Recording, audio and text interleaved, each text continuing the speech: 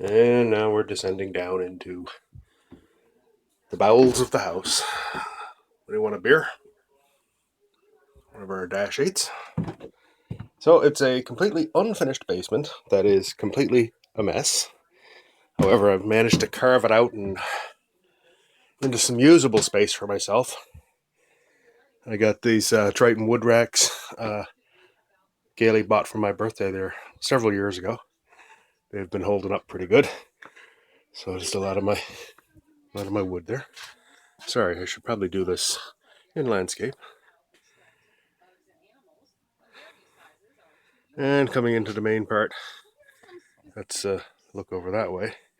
And then, well, in there is the laundry area. It's the hallway down to the far end. And coming into my little area. Crap, I should have turned the radio off. Anyway, that's just the water pump and heater and such. This will eventually house the plumbing and electrical supplies and whatnot. Kind of making use of space wherever I can here. I am lucky. Unlike Port Charles, there I do have a lot of space. It's just completely unorganized. So anyway, it's coming over to the bench here. This was going to be my solar heater project. I haven't gotten around to finishing yet. I managed to drill out all the cans and stuff just to make a little solar heater. Just kind of proof of concept. It's only 4 wide. And more backboard. Some jigs for making chairs that I make. They're I think it's Gustav Stickley inspired chairs. Try and show you those later on. Just not much there. Sander. Here's my new scroll saw, the DeWalt 788. There's more storage and stuff down there. There's more junk. Just some of the butterfly boxes that Gail and I make. It's actually been really weathered. It hasn't been out in the elements for a while. There is a top that goes on it, a piece of bark on the inside there, and that's where the butterflies actually go and nest in there in our garden. A little place for them to cool down and stuff. Here's my just more pegboard. Everybody's got pegboard. Just totally disorganized. Desperately to shelves. There's my 8-inch Powermatic PJ882 jointer. Bought that there a few years ago with my buddy Lewis over in Fredericton, New Brunswick. He got a wicked deal from Powermatic. He got one too. He's got the helical head. I don't. Should have gotten it, but he brought the 2 of them back from the States along with a 15-inch bandsaw and a 15-inch sander and a Powermatic cabinet saw. Guy at the border thought he was a little eccentric, but cool story at the border. When he went, he was the border agent was looking up jointer, and all he could find was a hand jointer. So that worked out well. No duty on it. Gotta like that. Coming over this way to my main workbench. Oh, there's my coffee. Gotta get some of that into me. So drill press. More junk. Main table. There's my lathe. It's a Craftex CT160. That's where the one I turn all my pens on. Speaking of pens, kind of pen supplies over here. I use little key tabs for all of my bushings here. You can see that there. That's the ones for the Triton 30A. So I got them on a little key fob, and they just hang out over there. And inside each one is are the associated drill bits. 7mm slimline there, 3/8 for the bolt action. I make a really cool 30 caliber bullet pen with Jack Daniels barrel wood, which is actually really cool to work with because it's you can really smell the whiskey when it drills out. Some corkscrew bottle stopper blanks there, orange Assange, and over on this side with some of the different woods. Some Ambonia burl, some ancient bog oak, Wengi, yellow heart, purple heart, lacewood. Now these are Blue Nose 2 blanks. And for those of you not from Canada, the Blue Nose 2 is a famous racing schooner out of Lunenburg, Nova Scotia. It's actually featured on the Canadian Dime. So it's undergoing a massive refit that's costing on the order, right now I think they're up to $25 million. I can't get the steering to work right. But anyway, I was fortunate enough to get my hands on this wood. I had met the guy who was actually the official wood reclaimer for the project, and he actually moved to Scotland shortly after I met him, and I bought a lot of the wood from him, and he sold the rest to William Wood Wright, penblanks.ca. You can get it from there. Trick with this stuff, so I discovered, I'll try and get a shot of this, is, let's see if we can get this to work. See the voids there, kind of that light colored right there. It's actually salt. I spent almost 7 hours making a pen. I was none too pleased, but it's almost at the end when it blew apart on me. But it turned out that it was dulling the tool so fast that I just had to keep sharpening it. But anyway, when you get that kind of wood, it's a royal pain to deal with. So anyway, here's some really nice Bethlehem olive wood. I love turning this. And I got some bird's eye maple in there. Not lots. I got some zebra wood left. Here's more bird's eye maple, and just some of the kits and stuff. So I find this cart kind of useful. It just kind of keeps everything together, and I can just flip it around end for end for whatever side I need. This is actually interesting. This is a piece of mulberry, and I had never turned mulberry before. I don't know if anybody else has or not. I find it really good to turn. This came out of the tree in the backyard of a coworker's then fiance, now wife's parents' backyard, and they gave me the wood. I got some maple from his parents' backyard, and I turned 2 fountain pens for them for their wedding ceremony that they used to sign the register and stuff. So I thought it was kind of cool that they would even think about that. It means nothing to anyone else, but this was, it came from trees that they played on as children, and now they're, kind of growing up and out into the world. And anyway, they quite loved them. I was quite pleased to do the project. Anyway, carrying on to the mess, just toolbox storage and such up there. That's a Mastercraft stuff, Craftsman. Like I said, there's the lathe, jigsaw. It's a 1 horsepower Craftex dust collector.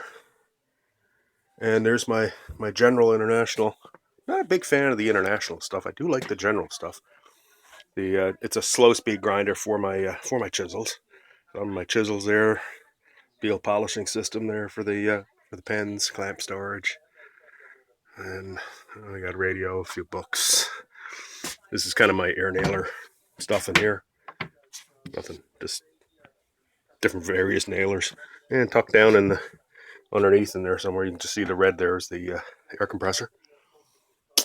And over on the side, we got I got a Delta planer that needs I got to redo the blades on that. And there's some more lumber storage, and just an old kind of hutch that started out life as completely organized and a place for me to sit down and draw plans and such. And yeah, that's not happening anymore. So it's the old Popular Mechanics do-it-yourself from the 80s, mid 80s. Big collection there. Actually, Gail got it for $5 at an auction. And yeah, so that's that. Got a laminator here. So I'm quite figured out how to use it. Bought it for $20 off from a garage sale. So the whole idea was to get plans and be able to laminate them so they'd hang out in one piece. And that's more lumber storage. Here's my bandsaw. Got a wicked deal on that from a government auction. Just kind of sorry, I'm going to turn the camera this way. It's a General 490. It's a 15-inch bandsaw. It was owned by a guy who used to work at the Agricultural Research Station in Kentville, Nova Scotia, down in the Annapolis Valley, breadbasket or the growing orchards of Nova Scotia and the Maritimes. He had retired, and they let it sit, and it was tuned up beautifully when I got it, even though it hadn't been used in years. And anyway, I was quite lucky to get my hands on that. Like I said, I think it was $675 if memory serves. It was a really good deal. And over this way, just an assembly table there. More crap underneath. Table saw on the other side belongs to a friend of mine. I'm just kind of keeping it here because he's got no space for it right now. And there's my... Actually, this is a Craig clamp table that I started to put together there. I realized that the MDF, it's not the best choice for this. So I kind of wanted it because it's perfect for working on my whirly gigs. And for those of you who were on the show there last night and the after show on the Summers Woodworking Show, this is what I was working on while we were sitting there. This is the gearing assembly for my my whirly gigs, or this particular whirly gig. I'm going to have a ball that either a ball or something that's going to ride on top of this that will support these two airplanes. There'll be one here. Please don't fall. I'm not going to take the chance. And then we got our little Red Baron in front. So the idea is they'll be kind of doing a dogfight sequence. And Gail will, of course, make it all pretty. I can make sawdust, and that's about it. She does all the painting. Let's see, what else we got down here? Oh, yes, here's my Sears Craftsman saw that I picked up for $175 there a few months back. It needs a lot of work. Actually, I shouldn't say that. The table and everything needs a lot of work. And as I understand it, that these saws are very finicky on their setup, and you want to have them done well. So I do have a place dedicated that I'm going to put it. Just haven't quite gotten around to cleaning it up yet. But it's the saw itself, the motor works beautifully. I tried it out before I brought it home. And it's got the little cabinet and everything there. No biggie. So that's going to go over there where that white screen is, which is actually a large projection screen. Years ago, my son, Tyler, our oldest, built this. And it was a homemade projection TV. And he's got, actually the focusing on it, can't really move it there now. You just move this whole thing in and out. And it's just suspended by chains from the ceiling. It's a 64 square foot screen. We actually used to play Mario Kart on this, Super Mario Kart. And it was quite the laugh down here before this was actually my little shop. What else we got here? Some of these dog bowl holder, small animal whole food dishes things. Here's the lathe that I bought my wife, and I bought this for Gail, thinking because I had given her a course certificate to go to Lee Valley for a course. She turned a bowl. She quite liked it. So this came up for $100 from a buddy of mine at work. So anyway, I dragged it in here. It's a dead ton weight.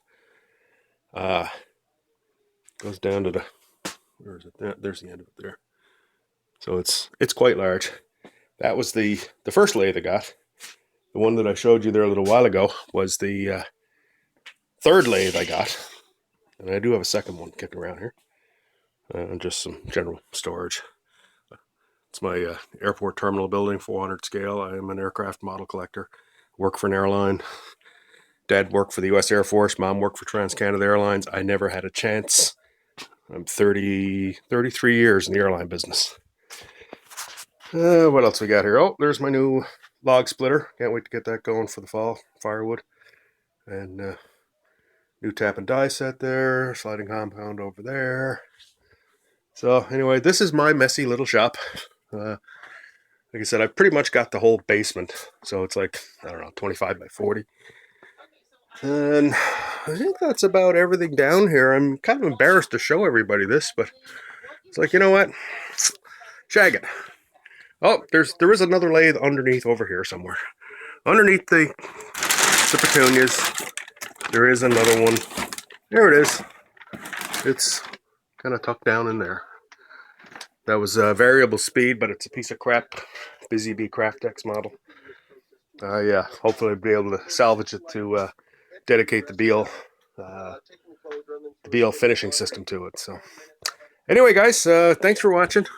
Sorry this is so long-winded, but anyway, click like if you like it or if you have any questions. And hopefully the next time you see all of this, next time I do a shop tour like this, it's going to be clean, organized, with some sawdust kicking around just for effect. Thanks for watching. Have a great day.